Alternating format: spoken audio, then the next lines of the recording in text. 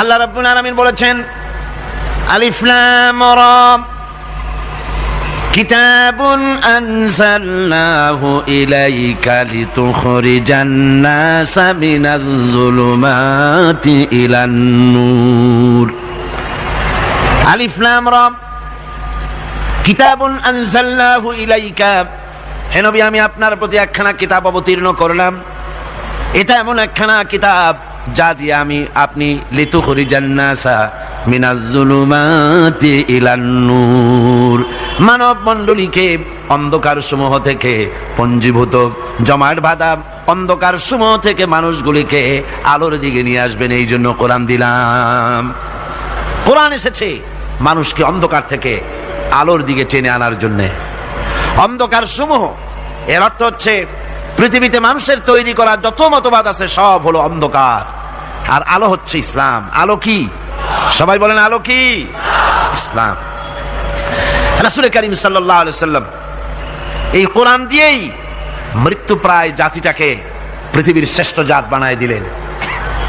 তার মধ্যে যে জিনিসটি তিনি সৃষ্টি করেছিলেন, যার মাধ্যমে জাতির এই উন্নতি হলো, অগ্রগতি হলো, সেটা হলো ঈমান।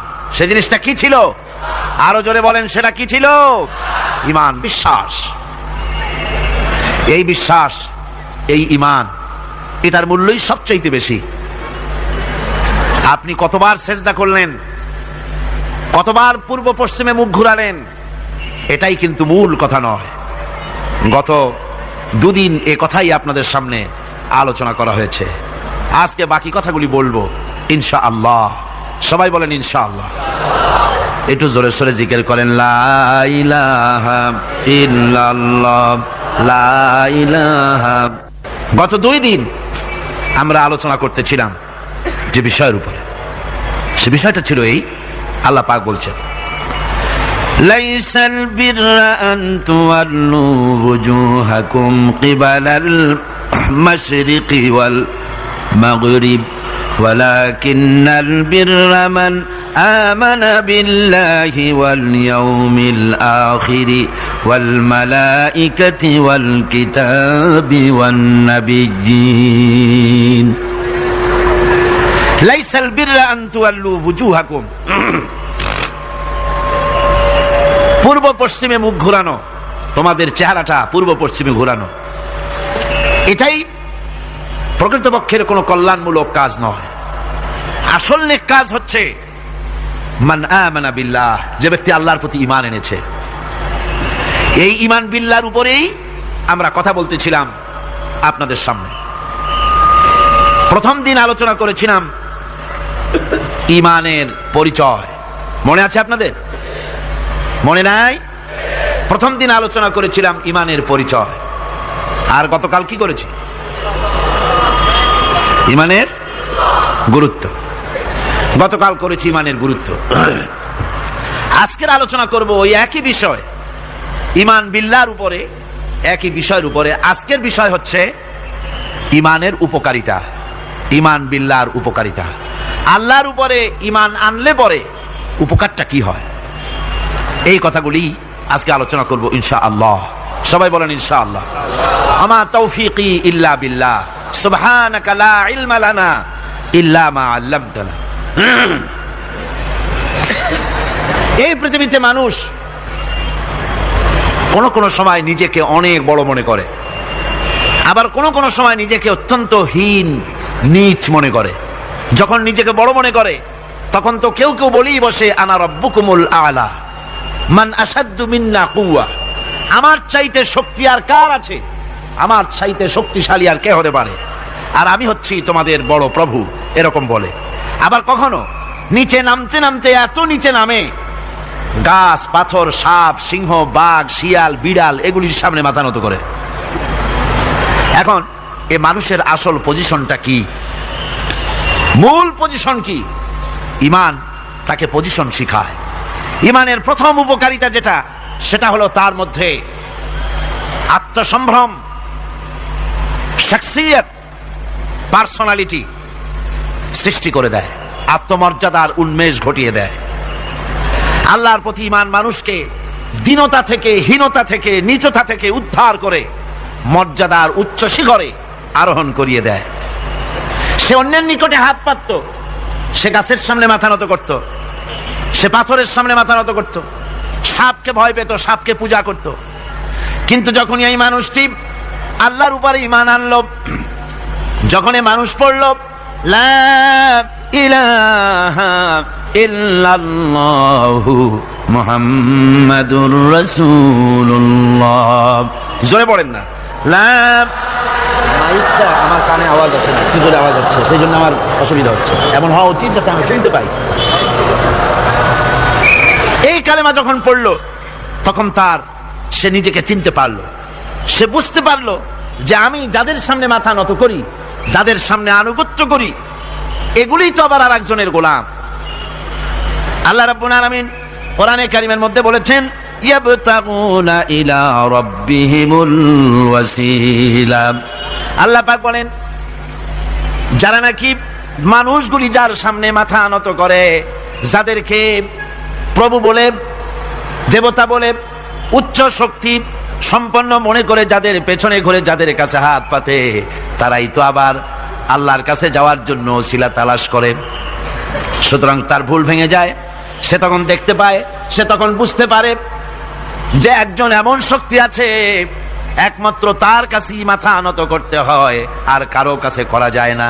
কোরআনে কারীম বলছে ইন্নাল্লাযীনা তাদউনা মিন দুনিল্লাহি ইবাদুন আমসালুকুম।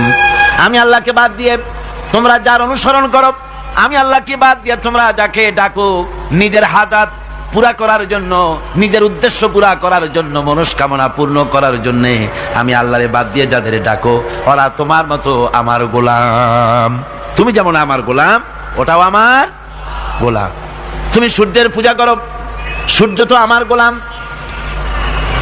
তুমি চাঁদের পূজা করো, চাঁদ তো আমার গোলাম। তুমি তো গরু পূজা করো, গরু আমার সৃষ্টি। তুমি তো মাটি দিয়া তৈরি করা মূর্তি বানাইয়া পূজা করো, মাটি তো আমার বানানো। তুমি কাঠ দিয়া পাথর দিয়া মূর্তি বানাও, এগুলির সামনে মাথা নত করো, ওগুলি তো আমার কাঠ, আমার পাথর, সব আমার। আর আমার গোলামগুলির সামনে তুমি নিজে গোলামি করার জন্য মাথা পেতে দাও, ওই গোলাম তোমার কোনো উপকার করতে পারবে না। সুতরাং আত্মমর্যাদা সৃষ্টি হয়ে যায়, শখসিয়ত পয়দা হয়, পার্সোনালিটির সৃষ্টি হয়। ইমানের এটা সবচাইতে বড় উপকার। মানুষ হীনতা থেকে, নিজতা থেকে তাকে ঊর্ধ্বে উঠায় আনা হয়। মানুষ দেখতে পায়, যদি চোখ থাকে, যদি আকল থাকে, তাহলে দেখতে পায় যেগুলির সামনে তারা মাথা নত করে, ওগুলি নিজেরও কোনো উপকার করতে পারে না, অন্যকে উপকার করা তো দূরের কথা, অপরের উপকারও সে করতে পারে না। একবার আল্লাহ নবীর কাছে এক মুশরিক এসেছিলেন। একজন মুশরিক এসেছে একটা ভাঙ্গা মূর্তি নিয়ে এসেছে। হুজুর বললেন তোমার মূর্তি ভাঙ্গা কেন? লোকটি বলল হুজুর এটা হচ্ছে আমার খোদা, এইটারে নিয়ে আমি সব সময় থাকি, যাতে সব রকমের বিপদ থেকে আমি বাঁচতে পারি। প্রতিমধ্যে আমার পেশাব পায়খানার হাজত হলো, এই মূর্তিকে আমি রাস্তায় দাঁড় করায় রেখে চলে গেলাম। পেশাব পায়খানার কাজ শেষ করে এসে দেখি যারে আমি খোদা বলি, যে আমার যে বিপদে বাঁচাবে, তার মাথা থেকে পা পর্যন্ত একদম ভিজা। ভাবলাম নিশ্চয়ই কোনো বরকতের পানি ছাড়া আর কি হতে পারে। এটাকে বরকতের পানি মনে করে আমি যখন চাটা আরম্ভ করলাম, চাটতে গিয়ে দেখি কেমন টক টক লাগে, আর একটা উদ্ভট উৎকট একটা দুর্গন্ধ, অ্যাসিডের মতো ঝাঁঝালো গন্ধ। জিনিসটা কি? চিন্তা করলাম পানিটা যদি বরকতের হবে তাহলে তো এই রকমের গন্ধ হওয়া উচিত না। পরে এদিক ওদিক তাকায় দেখি দূরে একটা কুকুর দাঁড়ানো আছে, আর তার নিচের থেকে পানি টপকাচ্ছে। তখন বুঝলাম যে এটা কোন বরকতের পানি। কয় হুজুর মেজাজটা খারাপ হয়ে গেল, ঠ্যাংটা ধরে একটা আছাড় মারলাম। কুত্তার পেশাব দিয়া তুই নিজের বাঁচাইতে পারিস না, আমারে বাঁচাবি কেমনে? ওর জেহেন খুলে গেছে। হুজুর সাল্লাল্লাহু আলাইহি ওয়াসাল্লাম হেসে দিলেন। হাদিস শরীফে এসেছে এই একদিন হুজুর হেসেছিলেন যখন তার দন্ত মোবারক সব বিকশিত হয়েছিল। হুজুর বলছেন আমার কাছে কেন এসেছো তোমার এই ভাঙ্গা খোদারে নিয়ে? লোকটি বলছে হুজুর আমি বুঝতে পেরেছি আমি তো ভুলের মধ্যে ডুবেছিলাম, আমি বুঝতে পেরেছি এগুলি তো আসলে কিছুই না, আমি সত্যের সন্ধানে এসেছি, সত্যের আলোকে আমাকে পৌঁছে দেন। নবীজি পড়লেন, পড়ো লা ইলাহা ইল্লাল্লাহু মুহাম্মাদুর রাসূলুল্লাহ।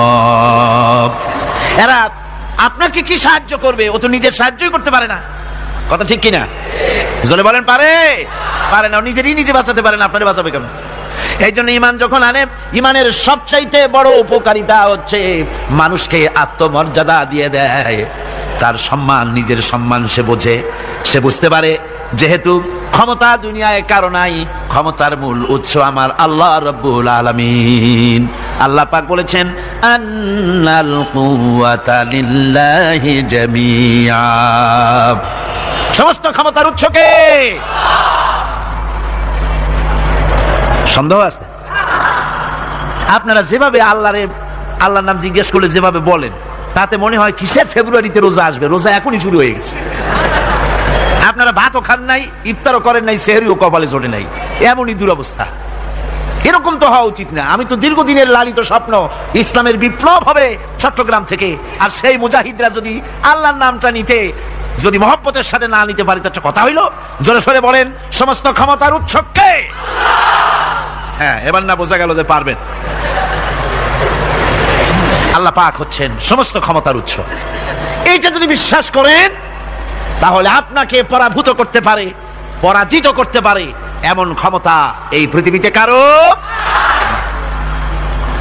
আল্লাহ রাব্বুল আলামিন বলেছেন, ওয়ামা লাকুম মিন দুনিল্লাহি মিন ওয়ালিয়্যিন ওয়ালা নাসীর, তিনি ছাড়া তোমাদের কোনো অভিভাবক নাই, সাহায্যকারীও নেই। মুমিনের ওলি কে? মুমিনের অভিভাবক কে?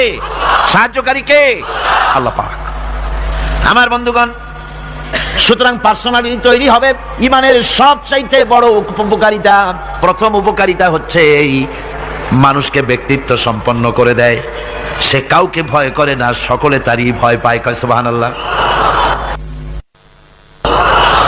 আল্লাহ রাব্বুল আলামিন বলেন, ওয়া ইন ইয়ামসাসকাল্লাহু বিদুররিন ফালা কাশিফা লাহু ইল্লা হুয়া ওয়া ইউরিদিকা বিখাইরিন ফালা রাদ্দা লিফাদলি। আল্লাহ পাক বলছেন, আল্লাহ রাব্বুল আলামিন তোমাকে যদি কোনো বিপদ দেন, এই বিপদ থেকে তোমাকে কেউ মুক্ত করতে পারবে না, কেউ বাঁচায় দিতে পারবে না। আল্লাহ যদি তোমার জন্য বিপদ রেখে দিয়া থাকেন, এই বিপদ থেকে বাঁচাবার ক্ষমতা কারো নাই। আর আল্লাহ যদি তোমাকে কোনো কল্যাণ দিতে চান, তাহলে সেই কল্যাণ প্রতিহত করতে পারে, সে কল্যাণের পথে বাধা দিতে পারে, আকাশে জমিনে এমন কেউ নাই। সুবহানাল্লাহ পড়ে। কাজে শক্তি তো সবটাই আল্লাহ রাব্বুল আলামিনের, ক্ষমতা সবটা কার?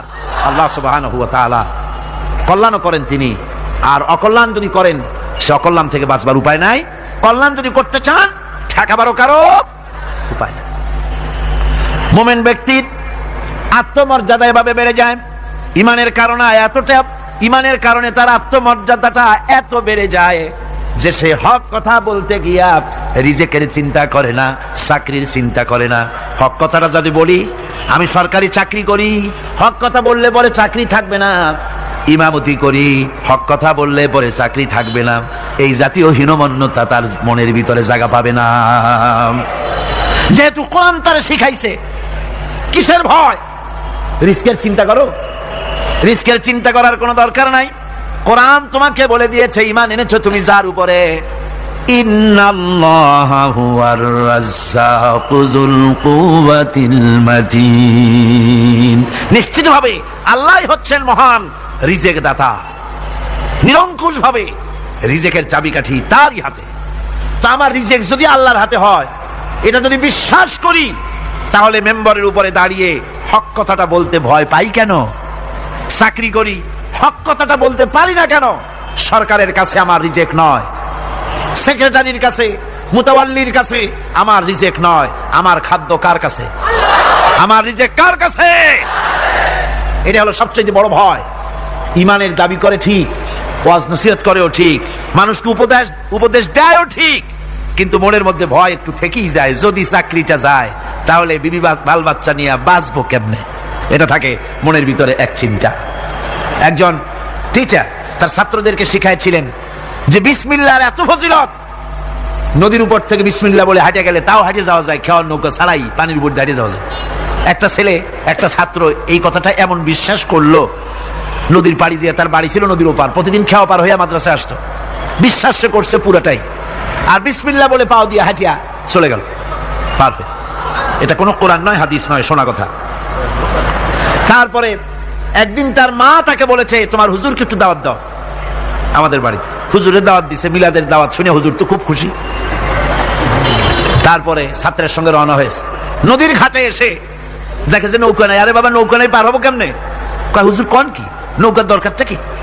আপনি না বলছেন বিসমিল্লাহ বলে হেঁটে যাওয়া যায়? আমি তো ওইটা শোনার পর আমি প্রত্যেকদিন তো এই কাম করিয়ে আসি, নৌকা টুকু লাগে না, আসেন না আমার সাথে। ছেলে বিসমিল্লাহ বলে হাঁটা আরম্ভ করছে পানির উপর দিয়ে। ওস্তাদ চিন্তা করতেছে, আমি তো শুধু ওয়াজি করছি, আমল তো করি নাই, কি না কি হয় আল্লাহই জানে। পাজামা হাঁটু পর্যন্ত টাইনিয়া তারপরে বিসমিল্লাহ করে পা দিছে, আর এক ছোটে সুবনি খাইয়া ভিতরে চলে গেছে। সুতরাং মুখ দিয়া বললে হবে না, বিশ্বাস করতে হবে, ইয়াকিন রাখতে হবে রিজকের মালিক আল্লাহ, হক কথা, কাউকে ছেড়ে দেব না, এটা বলবোই, তাতে আমার চাকরি থাকুক আর চাকরি যাক। এর নাম হলো আত্মমর্যাদা। এর নাম কি? আত্মমর্যাদা। নইলে আপনি মসজিদের ইমাম, আর দুর্ভাগ্যজনক সত্য, মসজিদের ইমামগুলি অধিকাংশ ক্ষেত্রে এমন সব সেক্রেটারি মোতাওয়াল্লি হয় যারা ইসলামী আদর্শকে বিশ্বাসী করে না। কথাটা ঠিক কিনা? ধর্মনিরপেক্ষতাবাদী, কিন্তু মসজিদের সেক্রেটারি, মাদ্রাসার সেক্রেটারি, ঈদগাহের সেক্রেটারি। কারণ মুসল্লিরা ভাবে ওনার পয়সা বেশি, ওনারই নেতা বানানো উচিত। অথচ কোরআন নিষেধ করেছে এমন কোন লোক মসজিদের মোতাওয়াল্লি সেক্রেটারি হতে পারে না যে ব্যক্তি আল্লাহর পথে পরিচালিত নয়, যে আল্লাহকে মানুষের চাইতে বেশি ভয় না করে, যে ব্যক্তির ভিতরে দ্বীন নাই, ঈমান নাই, ইসলামী আদর্শ নাই, শুধু পয়সার বিনিময় সেক্রেটারি মেম্বার মোতাওয়াল্লি হয়ে বসে আছে, আর ইমাম ভয়ের চোটে কথা বলে না। আছেন এমন? আচ্ছা, হক কথা। মাদ্রাসা, মসজিদ, ওয়াজ মাহফিল, চাকরির জায়গা, কোর্টে, কাছারিতে, আদালতে, সর্বত্র মুমিন ব্যক্তি বলতে পারবে তখন যখন ঈমান বিল্লাহ পোক্ত হবে। আল্লাহর প্রতি ঈমানটা যখন পোক্ত হবে, তখন সে বুঝবে এ চাকরি আমার পায়ের গোলাম। এখানে যদি আমার চাকরি না থাকে, অন্য জায়গা থেকে রিস্কের ব্যবস্থা আল্লাহ পাক আমাকে করে দিবেন। এটাই হচ্ছে ঈমান বিল্লাহর প্রথম উপকারিতা। পয়লা নম্বরের উপকারিতা, মানুষকে পার্সোনালিটি সৃষ্টি হয়ে যায়, তার মধ্যে শক্তি আসে, ঈমানি মজবুতি আসে, তার মধ্যে শখসিয়ত আসে, তার মধ্যে ব্যক্তিত্ব আসে, আত্মমর্যাদা আসে, আত্মসম্ভ্রম সৃষ্টি হয়। এটা হলো পয়লা নম্বরের উপকার। ঈমান আনার জন্য, আল্লাহর প্রতি মানুষ ঈমান আনলে পরে 2 নম্বরের যে উপকারটা হয় সেটা হলো মানুষের ভিতর থেকে অহংকার দূর হয়ে যায়। অহংকার থাকে না। যে ব্যক্তি ঈমান বিল্লাহ যার ভিতরে ঢুকে যায়, আল্লাহর ঈমান পরিপূর্ণরূপে এসে যদি যায়, তাহলে তার ভিতরে অহংকার থাকে না। কেন থাকে না? অহংকার থাকে না এই জন্য, যেহেতু মুমিন ব্যক্তি জানে আল্লাহ রাব্বুল আলামিন জানে, আল্লাহ রাব্বুল আলামিনের সামনে বান্দা জানে, কথা বুঝতে পারে, কোরআন পড়ে জানে যে আমি আল্লাহর সামনে সম্পূর্ণ অসহায়। অসহায় যে যার কিচ্ছু নাই, সে কি অহংকার করতে পারে? অর্থ নাই, বিত্ত নাই, কিছু নাই, সে কি অহংকার করে? অহংকার কারা করে? অহংকার করে যাদের অর্থ আছে, বিত্ত আছে, শিক্ষা আছে, বিদ্যা আছে, স্বাস্থ্য আছে, জমি আছে, জমা আছে, বাড়ি আছে, কল আছে, কারখানা আছে, গাড়ি আছে, এরাই না অহংকার করে। কিন্তু ঈমান বিল্লাহ যখন আসি, তখন সে বুঝতে পারে আমার শক্তি কোনো শক্তি নয়, ওয়া হুয়াল কাহিরু ফাওকা ইবাদি। সমস্ত আল্লাহ রাব্বুল আলামিন বলছেন সমস্ত বান্দার উপরে কর্তৃত্ব হচ্ছে আল্লাহ পাকের। আল্লাহর কর্তৃত্ব থেকে বেরিয়ে আসার ক্ষমতা কারো নাই। সবচাইতে শ্রেষ্ঠ শক্তি কার? আল্লাহ পাক। ওই আল্লাহ রাব্বুল আলামিন বলেছেন, চ্যালেঞ্জ করেছেন, যদি সম্ভব করতে পারো, অহংকার করতেছো, বড়াই করতেছো, যদি সম্ভব করতে পারো আমার জমিন থেকে বেরিয়ে যাও। যদি সম্ভব করতে পারো, অহংকার তো খুব করো, বাস করো আমার জমিনের উপরে, খাও আমার ফসল, জীবন আমি দিলাম, চক্ষু আমি দিলাম, আমার চোখ দিয়ে দেখো, আমার দেওয়া কান দিয়ে শোনো, আমার দেওয়া বিবেক দিয়া চিন্তা করো, সব তো আমি দিয়েছি, তারপরেও যদি অহংকার করো। ইয়া মাশারাল জিন্নি ওয়াল ইনসি ইন ইসতাতাতুম আন তানফুযু মিন আকতারিস সামাওয়াতি ওয়াল আরদ ফানফুযু লা তানফুযুনা ইল্লা বিসুলতান। হে পৃথিবীর মানুষেরা, হে পৃথিবীর জিনেরা,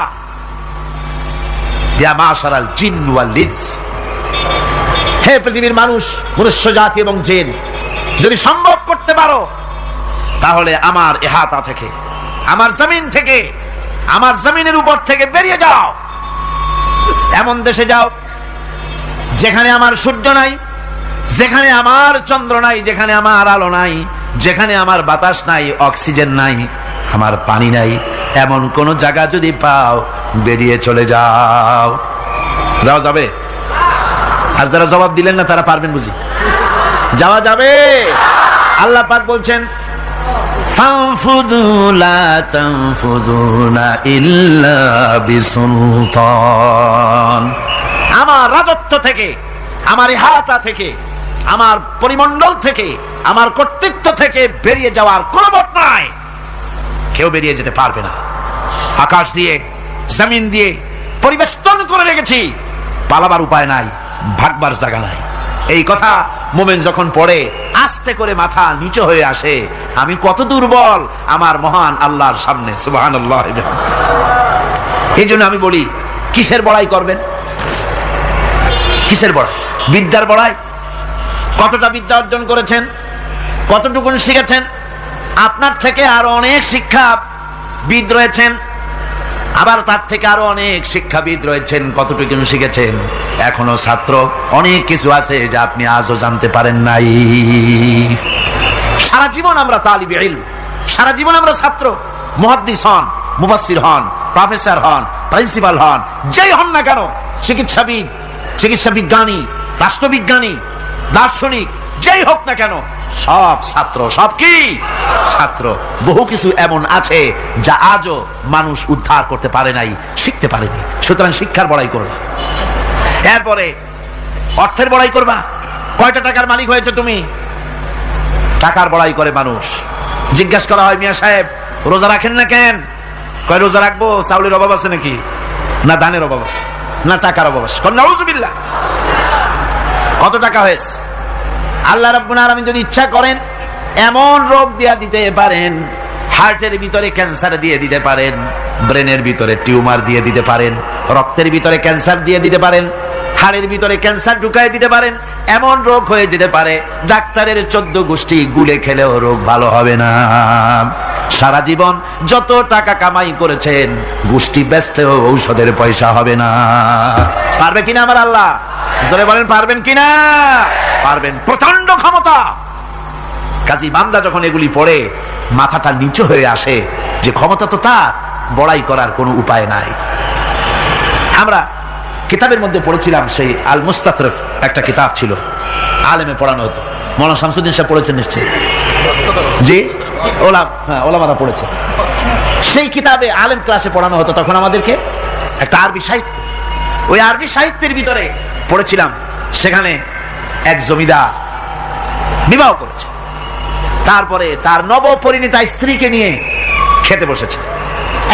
এমন সময় এক ভিক্ষুক এসেছে। জমিদার রাগ হয়ে দরজার কাছে দিয়ে বেচারাকে ধমক দিয়ে বের করে দিয়েছে, ভিক্ষা নেওয়ার আর তুমি সময় পাও না, আমি বিয়ে করেছি, নতুন বউ নিয়ে খাইতে বসছি, বেরো এখান থেকে। গলায় ধাক্কা দিয়া ফালাইয়া তারপরে তাড়াই দিছে। বাস কয়েক বছর পর এই জমিদারের জমিদারি গেল, টাকা গেল, পয়সা গেল, সব শেষ। বউ পুষবে এমন পয়সাও নাই, বউ তার থেকে বিচ্ছিন্ন হয়ে গেল, বউকে তালাক দিয়ে দিল। দীর্ঘদিন পর এই স্ত্রী বিবাহের একটা প্রস্তাব এলো আর এক জমিদারের সাথে, আর এক এলাকার নতুন এক জমিদার হয়েছে, তার সঙ্গে বিবাহের প্রস্তাব এলো। এরপরে সেই বিয়ে হয়ে যাওয়ার পর নতুন জমিদারের সাথে এই স্ত্রী বসে খানা খেতে বসেছে প্রথম দিন। এমন সময় দরজার কাছে এক ভিখারি এসে হাজির। নতুন জমিদার বলছে, বউ আমরা তো খেতে পারবো, আমাদের খাবারের প্লেটটা আজকে প্রথম তোমাকে নিয়ে খেতে বসেছি, এই খাবারের প্লেটটা ধরেই তুমি ভিখারিকে দিয়ে আসো। বউ খাবারের প্লেটটা ভিখারির হাতে দিতে গিয়ে সেন্সলেস হয়ে পড়ে গেছে, বেহুশ হয়ে পড়ে গেছে। নতুন জমিদার অনেকক্ষণ অপেক্ষা করলো, বউ ফেরে না কেন, যায় দেখে বেহুশ। মুসাফির সেখানে দাঁড়ানো।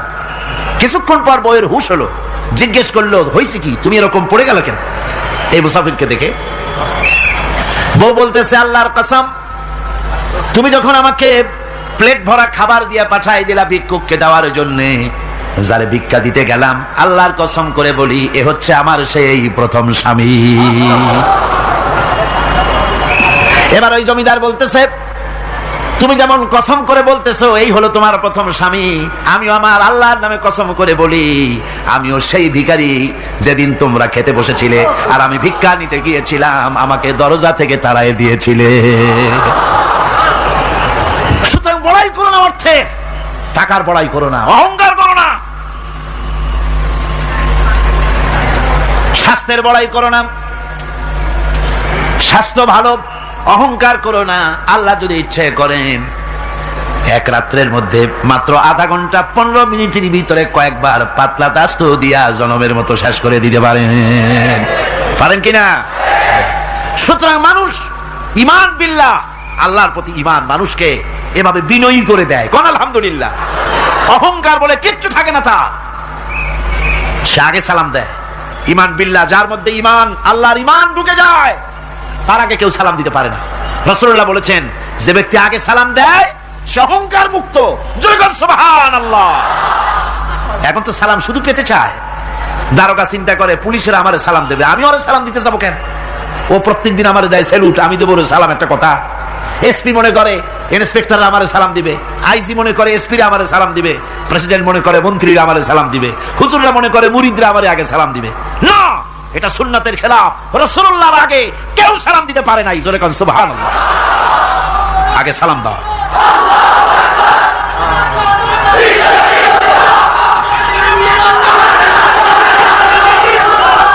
এই সালামের প্রচলন মুসলমানদের মধ্যে বেশি বেশি হওয়া উচিত। আপনারা সালামের প্রচলন চালু করে দিবেন, বেশি করে চালু করবেন। বউরে সালাম দিবেন, বউ আপনাকে দেবে। ঘরের মধ্যে ঢুকবেন, ঢুকেই বলবেন আসসালামু আলাইকুম ওয়া রাহমাতুল্লাহি ওয়া বারাকাতুহু। বাইরে থেকে গেছেন, ঘরে ঢুকেই প্রথম সালাম দেন, বউ সালামের জবাব দেবে, বউ আপনাকে দেবে। বাচ্চাদের সালাম দেন, বাচ্চারা আপনাকে দিবে। এরকম সালামের প্রচলন চালু করেন। রাসূলুল্লাহ বলেছেন, মানে একটা গাছের আড়ালে এই সালাম হলো, লোকটা গাছের আড়ালে চলে গেছে, আবার দেখা হয়েছে, আবার সালাম দেন। এখন এই সালাম কমে গেছে, এখন সালামের পরিবর্তে অনেক কিছু হয়েছে। সালাম দেয়, তার জবাবও দেয় না। যদি বলে কেউ গরিব মানুষ সালাম দিয়েছে বড় লোকের, আসসালামু আলাইকুম,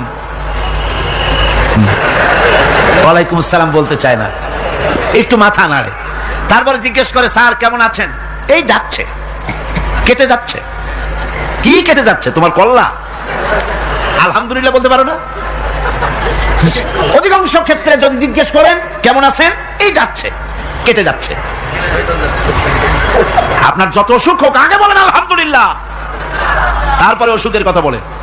আপনার যদি কোনো অসুবিধা থাকে আগে আলহামদুলিল্লাহ কন, তারপরে অসুখের কথা কন। হযরত সুফিয়ান সাউরি রাহমাতুল্লাহ আলাইহি আল্লাহর একজন জবরদস্ত ওলি ছিলেন। একবার তার সামনে এক মুরিদ এসেছে, মাথায় একটা বড় রুমাল খিসা বাঁধা।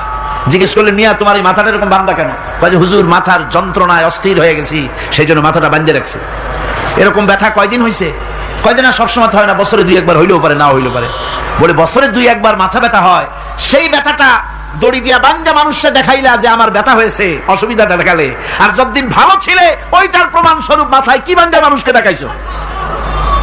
সুতরাং শুকরিয়া আদায় করো সব সময়।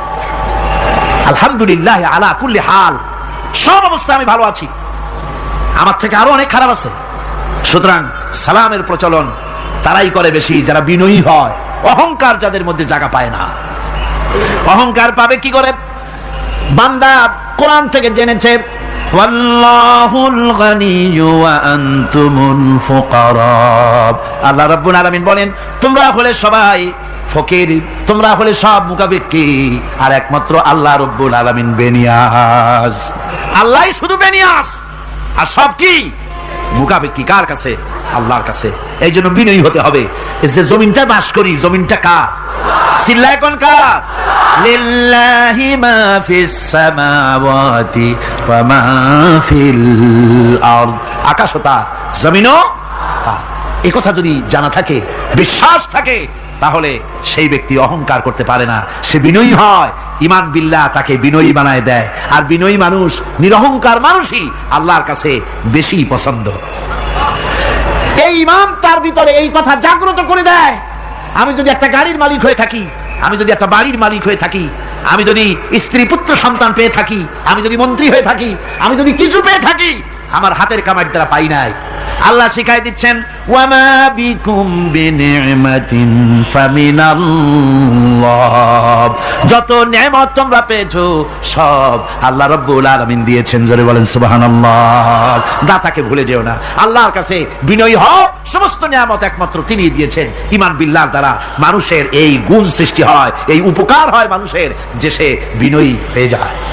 আল্লাহ পাক কোরআনে কারীমের মধ্যে আরো বলেন, ওয়ালা তামশি ফিল আরদি মারহান ইন্নাকা লান তাখরিকাল আরদা ওয়ালান তাবলুগাল জিবালা তুলা।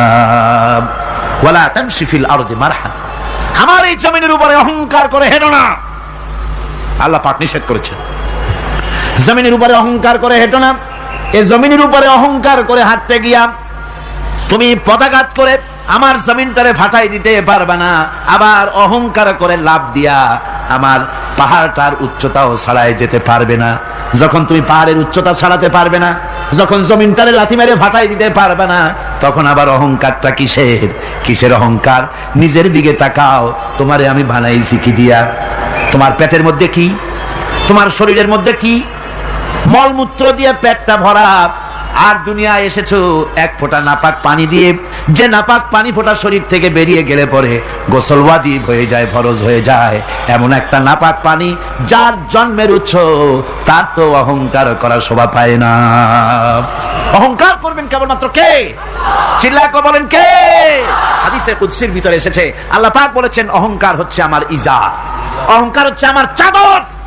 যে ব্যক্তি অহংকার করে সেজন্য আমি আল্লাহর চাদর নিয়ে টানাটানি করে। জোরে কর নাউজুবিল্লাহ, চিল্লায় কর নাউজুবিল্লাহ।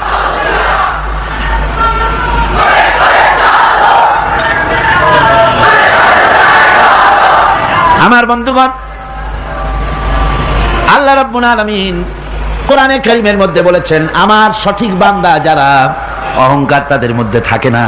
ওয়াইবাদুর রাহমানিল্লাযীনা ইয়ামশুনা আলাল আরদি হাওনা, রহমানের বান্দা যারা, আমি আল্লাহ পাকের গোলাম যারা, তারা জমিনের উপরে খুব বিনয়ের সাথে চলে।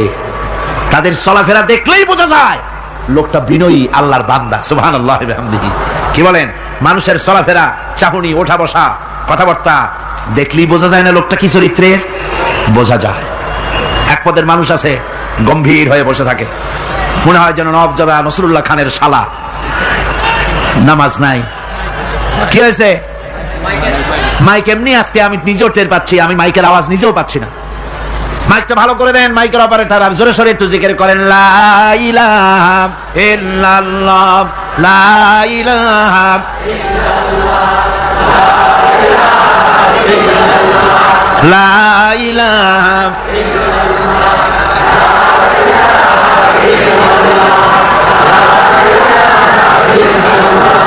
বসেন, বসুন।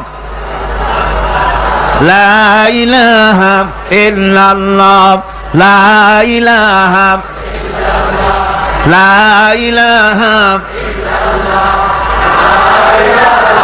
ইল্লাল্লাহ,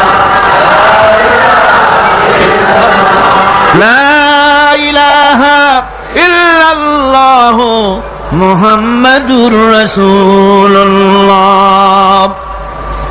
বন্ধুগণ, আল্লাহর প্রতি ঈমান আনলে পরে যে গুণ সৃষ্টি হয়, যে গুণাবলী সৃষ্টি হয়, সেই গুণের মধ্যে 2 নম্বরের গুণটা আমি বললাম, বিনয় এবং বিনম্রতা সৃষ্টি হয়, অহংকার মুক্ত হয়ে যায়। এটা হলো 2 নম্বরের উপকার। 1 নম্বরের উপকার হচ্ছে মর্যাদা সৃষ্টি হয়, 2 নম্বরে কি হয়? অহংকার মুক্ত হয়ে যায়। আল্লাহ রাব্বুল আলামিনের উপরে ঈমান আনলে পরে, ঈমান বিল্লাহ যখন এসে যায় ভিতরে, আল্লাহর প্রতি যখন ঈমান পরিপূর্ণতা লাভ করে, তখন তার 3 নম্বরের উপকার যেটা হয় সেটা হলো সে নির্ভীক হয়ে যায়, তার মধ্যে বীরত্বের সৃষ্টি হয়। জোরে বলেন আলহামদুলিল্লাহ।